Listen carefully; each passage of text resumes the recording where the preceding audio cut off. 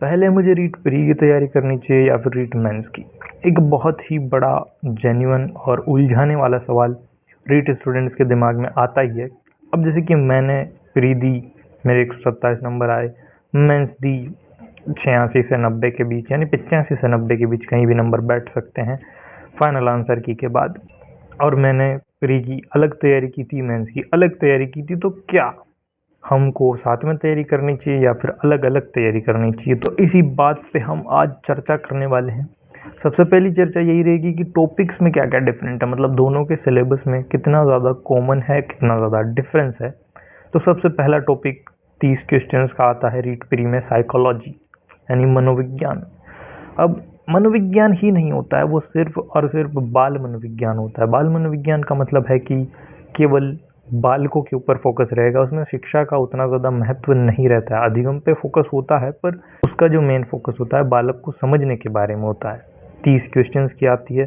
तो प्री में तो बहुत ही इंपॉर्टेंट रोल साइकोलॉजी प्ले करती है, क्योंकि एक तरह से देखा जाए तो रटने वाला विषय नहीं है, समझने वाला विषय। और अगर आप ऐसे किसी विषय को समझ जाओ तो उसमें आप ज़्यादा से ज़्यादा नंबर ला सकते हो। लेकिन जब हम मेंस में आते हैं तो इसके आते हैं केवल और केवल 10 क्वेश्चन। हालांकि 10 क्वेश्चन 20 नंबर कम तो नहीं होते हैं, पर ये बाल मनोविज्ञान यानी बाल विकास से हटके एक चीज़ होती है, शिक्षा मनोविज्ञान। तो इसमें जो मेन फोकस होता है वो शिक्षा पर होता है ना। अपन अधिगम पढ़ते हैं, अधिगम को डीपली पढ़ते हैं और उसके रिलेटेड बहुत सारी चीज़ें पढ़ते हैं, बहुत सारी शिक्षण विधियाँ पढ़ते हैं, तरीके पढ़ते हैं जो हमें काम आएंगे जब हम पढ़ाएंगे। तो इस तरीके से रीट मेंस में शिक्षा मनोविज्ञान होती है। मोटा मोटी अगर अपन लेके चले तो अगर आप प्री के लिए बाल मनोविज्ञान को ज़्यादा फोकस करके चलते हैं तो फिर आपको लगभग उतनी ही मेहनत मेंस में करनी पड़ेगी शिक्षा मनोविज्ञान को लेकर। लेकिन अगर आप शिक्षा मनोविज्ञान को ही पहला फोकस रखें, पहली प्रायोरिटी शिक्षा मनोविज्ञान आपकी रहेगी, तो प्री में ज़रूर आपको उसका फ़ायदा देखने को मिलेगा। अधिगम, बाल विकास 2 टॉपिक्स, उसके अलावा बुद्धि समायोजन जो टॉपिक्स आते हैं उनको पढ़ के, यानी कि मेंस के टॉपिक्स पढ़ के आप प्री में साइकोलॉजी में काम चला सकते हो। क्योंकि इसका एक और बेनिफिट आ जाता है कि यहाँ पे आपकी नेगेटिव मार्किंग नहीं होती। तो नेगेटिव मार्किंग ना होने की वजह से आपके पास प्री में एक एक्स्ट्रा बेनिफिट रहता है कि अगर आपने 3 या 10 सवाल गलत भी कर दिए तो भी कोई बहुत बड़ा नुकसान नहीं होने वाला है। फिर आगे बढ़े तो 2 लैंग्वेज, हिंदी और इंग्लिश, जो मैं प्रेफर करता हूँ, बट कुछ लोगों को इंग्लिश से ज़्यादा ही प्रॉब्लम होती है तो वो संस्कृत चुन लेते हैं। हालांकि वो उतना गलत डिसीजन भी नहीं होता है, क्योंकि जब प्री ही पास नहीं होगा तो फिर मेंस के लिए इंग्लिश पढ़ के क्या करेंगे। पर फिर भी मेरा मानना यही है कि आपको इंग्लिश ही लेनी चाहिए। माना मेंस में इंग्लिश के केवल और केवल 5 सवाल ही आते हैं, क्योंकि बाकी जो शिक्षण विधियों के आते हैं वो तो डिफरेंट लीग हो जाती है। पर फिर भी अगर आप प्री में इंग्लिश के लिए पढ़ते हैं तो अगर आप ऊपर ऊपर से सिलेबस को देखेंगे तो जो इंग्लिश के टॉपिक्स हैं वो मेंस में नहीं है, जो मेंस में इंग्लिश के टॉपिक्स हैं वो प्री में नहीं है। बट ऐसा नहीं होता है, इंग्लिश ग्रामर हर टॉपिक से जुड़ के चलती है। तो यहाँ पे ये जो टॉपिक्स हैं ये आगे चल के आपको मेंस में काम ही आने वाले हैं। लेकिन अगर आप प्री में इन टॉपिक्स को नहीं पढ़ते हो तो फिर आप मेंस में सीधा दूसरे टॉपिक्स को पढ़ते हो, यानी टेंस वगैरह जो पढ़ते हो आप। यहाँ पर शायद वर्ब्स एंड नाउन्स हैं जो कि बिल्कुल वहाँ पे मेंस में काम आने वाले हैं आपको। तो अगर आप यहाँ पे ही इन चीज़ों को समझ लोगे तो मेंस में आपको बाकी टॉपिक्स को ही पढ़ना होगा, जिनको इनकी मदद से आप इजीली सीख सकते हो। ये मेरा मानना है पर्सनल। बट अगर आपको कॉन्फिडेंस नहीं आ रहा है कि भाई मैं इंग्लिश में उतना ज़्यादा कंफर्टेबल नहीं हूँ और मुझे तो संस्कृत चाहिए ताकि मेरी प्री तो पास हो एटलीस्ट, तो आप प्री के साथ जा सकते हो। और हिंदी पे तो बिल्कुल फोकस करना होगा, क्योंकि प्री में 30 में से आप ज़्यादा से ज़्यादा ला ही सकते हो, लेकिन मेन फोकस, मेन काम मेंस में है।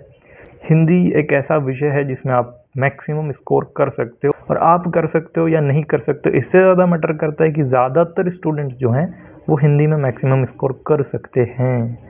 तो अगर आप नहीं कर पाओगे, अगर आप हिंदी में ज़्यादा नंबर नहीं लेके आ पाते हो मेंस में, तो फिर आप कहीं ना कहीं पीछे छूट जाओगे। हिंदी में ट्राई करना चाहिए कि आपके 18 में से 18 नंबर आ जाएं, बट 15-16 नंबर तो आने ही चाहिए मेंस में, हिंदी में एटलीस्ट। उसके बाद हम आगे बढ़े तो प्री में होती है 30 नंबर की गणित, जिसमें 12 से 15 क्वेश्चन शिक्षण विधियों के होते हैं और 12 से 15 क्वेश्चन गणित के ही होते हैं। सवाल जोड़, अलग लेवल पे जोड़ घटाव गुणा भाग, नीचे से तो वही होते हैं बट नेक्स्ट लेवल पे चले जाते हैं। तो प्री की मैथ्स और मेंस की मैथ में बस एक टॉपिक अलग है, मेंस में चक्रवृद्धि ब्याज ऐड हो जाता है जो कि प्री में नहीं है। उसके अलावा तो औसत वगैरह जो टॉपिक्स होते हैं वो प्री में हैं, वो मेंस में नहीं हैं। इसीलिए मेंस की गणित को और इजी समझने के लिए आपको प्री की गणित को अच्छा करना पड़ेगा। और एक और अलग चीज़ होती है, जो टॉपिक्स मेंस में है शायद 3D भी प्री में नहीं है। तो अब जैसे कि 3D प्री में नहीं है बट 2D है, साधारण ब्याज है, तो प्री के अगर सारे टॉपिक्स आप प्री के टाइम पर ही पक्के कर लोगे तो मेंस के टाइम पर सिर्फ आपको मेंस के टॉपिक पक्के करने हैं और ये टॉपिक्स को आप प्रैक्टिस करते हुए चल सकते हो। तो ये एक बहुत अच्छा एडवांटेज रहेगा कि प्री के सारे टॉपिक्स जो गणित में हैं उन पर ध्यान दिया जाए, उनको अच्छा किया जाए, क्योंकि मैथ्स भी एक ऐसा सब्जेक्ट है जिस पे अगर आपकी पकड़ बैठ गई तो फिर आपके सवाल गलत होने के चांसेस बहुत कम हो जाते हैं, क्योंकि इसमें आप तुक्के नहीं मारते हो। बाकी सब्जेक्ट्स में हो सकता है कि यार ये भी आंसर हो सकता है, वो भी आंसर हो सकता है, बट इसमें हम 99% श्योर हो ही जाते हैं कि या तो ये आंसर होगा या फिर हमें नहीं पता चार में से कौन सा होगा। तो इसीलिए ये मेंस में एक बहुत ही बेनिफिशियल विषय है, इस पर भी आपको ध्यान देना चाहिए। तो अपन ने प्री के 120 मार्क्स की बात कर ली है। अब जो बाकी के 30 बचते हैं यानी EVS, ये ऐसा टॉपिक है जो मैंने पहले भी जब मैं तैयारी कर रहा था तब भी मैंने इग्नोर किया था, और उस टाइम जब मैंने वीडियोस बनाई थी तब भी यही कहा था कि इसको आप इग्नोर करके चल सकते हो। प्रॉब्लम क्या है कि EVS में पर्यावरण आएगी, उसकी शिक्षण विधियाँ आएगी, सामाजिक आ जाएगी, कल्चर आ जाएगी, भूगोल आ जाएगी, हिस्ट्री आ जाएगी, साइंस आ जाएगी, मतलब सब कुछ आ जाता है। EVS में 30 क्वेश्चंस के लिए हर टॉपिक से एक एक दो दो क्वेश्चंस आ जाते हैं, तो बहुत ही टाइम टेकिंग सब्जेक्ट है। तो अगर आप प्री के साथ मेंस की तैयारी कर रहे हो तो आई थिंक EVS पे थोड़ा कम ध्यान देना होगा, आपको EVS को थोड़ा छोटा करना होगा और आपके जो 120 क्वेश्चंस हैं उन्हीं में से 90 क्वेश्चंस लाने का ट्राई करना है। बाकी EVS को आपको ऐसे रखना है कि अगर मुझे 10-5 क्वेश्चंस की ज़रूरत पड़ी तो वो मैं EVS से लेके आ सकता हूँ। बाकी आपका जो मेन फोकस होना चाहिए 90 क्वेश्चन सही करने के ऊपर, वो 120 में से ही होना चाहिए, क्योंकि नेगेटिव मार्किंग नहीं है। Hindi, English, math, psychology subjects ऐसे हैं जिनमें 120 में से 90 लाए जा सकते हैं। और EVS का जो टाइम बचेगा वो आपको देना है राजस्थान जीके को, जो कि आपको मेंस में, आपको पता ही है, 180 नंबर की आने वाली है मेंस में।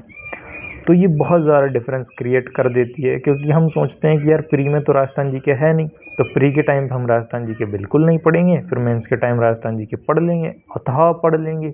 ऐसा नहीं होता है, क्योंकि अगर आप मेंस के टाइम पर जीके को ज़्यादा टाइम दोगे, इसका मतलब है कि बाकी सारे सब्जेक्ट्स को आप कम टाइम दोगे।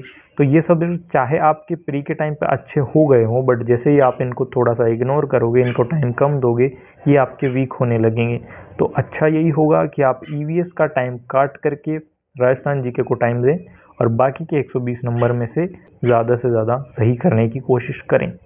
तो मेन कंक्लूज़न क्या आता है कि आपको मेन फोकस किस पे करना चाहिए। तो मेरा तो यही कहना है कि साइकोलॉजी के लिए आप सीधा मेंस की साइकोलॉजी पढ़ लो, यानी कि मेंस के शिक्षा विज्ञान पढ़ लो, ताकि आपके प्री का काम निकल जाएगा। हिंदी और इंग्लिश मैं कहूँगा कि प्री की ही पढ़ी जाए, बट अगर संस्कृत ले रहे हो तो फिर वो तो प्री की ही पढ़ोगे, मेंस में तो संस्कृत आती नहीं है।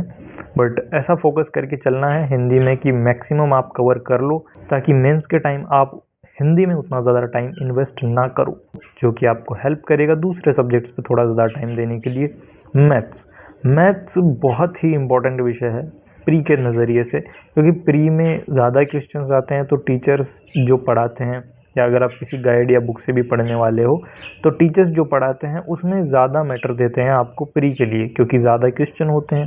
तो इसका भी आपको फ़ायदा उठाना है कि भाई प्री के टाइम हम मैथ्स को बहुत स्ट्रॉन्ग कर लें, जो टॉपिक्स एटलीस्ट प्री में हैं वो सारे हमारे अच्छे हो जाएं एटलीस्ट प्री के टाइम पर ही, ताकि जब हम मेंस के लिए तैयारी करें, प्री के पेपर के बाद मेंस के लिए तैयारी करें, तो जो टॉपिक्स मेंस में हैं फिर वो जो टॉपिक्स पढ़ें तो हमें उन पे ज़्यादा फोकस करने को टाइम मिले, और हमें कॉन्फिडेंस रहे कि इतना तो अपना कवर है ही, बस इतना सा और करना है, मैथ्स अपनी पक्की हो जाएगी। क्योंकि ये 5 क्वेश्चंस सिर्फ दिखते हैं कि 5 ही क्वेश्चंस है, बट 10 नंबर बहुत ज़्यादा होते हैं, और मैथ्स जैसा सब्जेक्ट जो है ना, दे सकता है आपको 10 नंबर अगर आप उसको टाइम दो, सीरियसली उस पर फोकस करके चलो तो। उसके अलावा ICT एक टॉपिक जो मेंस में आता है, 10 क्वेश्चंस का आता है, नहीं 10 नंबर का आता है, जो सिर्फ और सिर्फ मेंस में आता है। तो उसको आप प्री के टाइम बिल्कुल भी ध्यान नहीं देना चाहिए, बिल्कुल नहीं देना चाहिए। प्री के टाइम पर आपको उसको ध्यान नहीं देना चाहिए। प्री के टाइम आपको मेंस के 2 टॉपिक पढ़ने हैं, शिक्षा मनोविज्ञान जो कि आपको मेंस का ही पढ़ना है, और राजस्थान जीके को उतना भी ज़्यादा टाइम नहीं दे देना है कि 50% टाइम राजस्थान जीके को और 50% टाइम में प्री के 4-5 सब्जेक्ट जो है, नहीं। टाइम बराबर बांट के चलना है। 20% टाइम आप राजस्थान जीके को दे के चलो, ताकि बाद में आपको उतना स्ट्रगल नहीं करना पड़े। क्योंकि अगर आप इस बार का पेपर देखोगे, कहाँ कहाँ से सवाल उठा उठा के पटके हैं, मतलब कहाँ कहाँ से सवाल उठा उठा के पटके हैं राजस्थान जीके के लिए। तो ये बहुत ही परेशान कर सकता है। बाकी करंट अफेयर्स जैसी कोई चीज़ फ्री में काम तो नहीं आएगी। तो यही मोटा मोटी चीज़ है। और मैक्सिमम फोकस आपका होना चाहिए प्रैक्टिस पर। प्रैक्टिस सिर्फ ये नहीं कि मेरे कितने नंबर आ रहे हैं, मेरे कितने नंबर आ रहे हैं, मेरे कितने नंबर आ रहे हैं, नहीं। प्रैक्टिस आपको करनी है कि मैं 2.5 घंटे के पेपर को 1.5 घंटे में कर पाऊँ। प्री वाला पेपर तो आप 1.5 घंटे में ही करो। मेंस वाला पेपर जिस हिसाब से पेपर बन रहे हैं, अगर वो आपको उस लेवल का मॉडल पेपर मिल रहा है 64 पेजेस वाला, जिसमें इतने बड़े बड़े सवाल हैं, इतने कन्फ्यूजिंग सवाल हैं, अगर वैसा मॉडल पेपर मिल रहा है तो फिर बहुत अच्छी बात है। उसको आप 2.5 घंटे के अंदर करने का ट्राई करो। बट अगर वैसा नहीं मिल रहा है, थोड़ा उससे कम लेंथ का पेपर है, उतना ज़्यादा लंबा पेपर नहीं है, उतना ज़्यादा बड़े बड़े और कन्फ्यूजिंग सवाल नहीं है, तो उसको 2 घंटे से कम टाइम में करने का ट्राई करो, ताकि वहाँ पर अगर पेपर बड़ा आए तो आप उसमें ना फंसो। तो यही मेरी सजेशन है। सीखा है, अपनी गलतियों से सीखते रहो।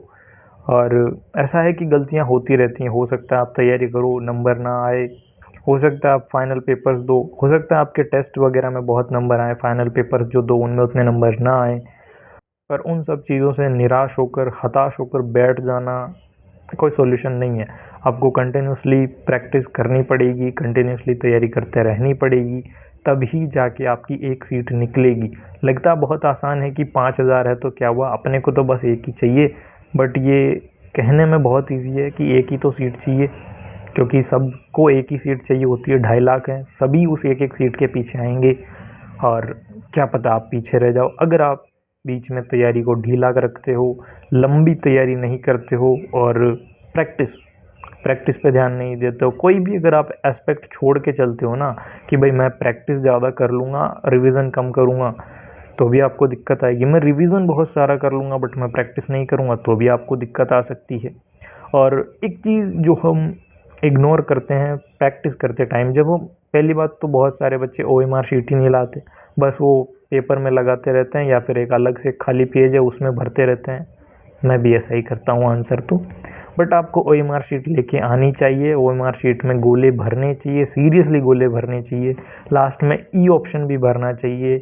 टाइम स्टैम्प लगा के प्रैक्टिस करनी चाहिए, ताकि आपको पता चले कि आप उतने टाइम में कर पा रहे हो कि नहीं कर पा रहे हो। तो अभी के लिए इतना ही। कुछ और जानना रहेगा तो कमेंट में बताओ, अगली वीडियोस वगैरह बनाते रहेंगे जैसे जैसे टाइम मिलेगा।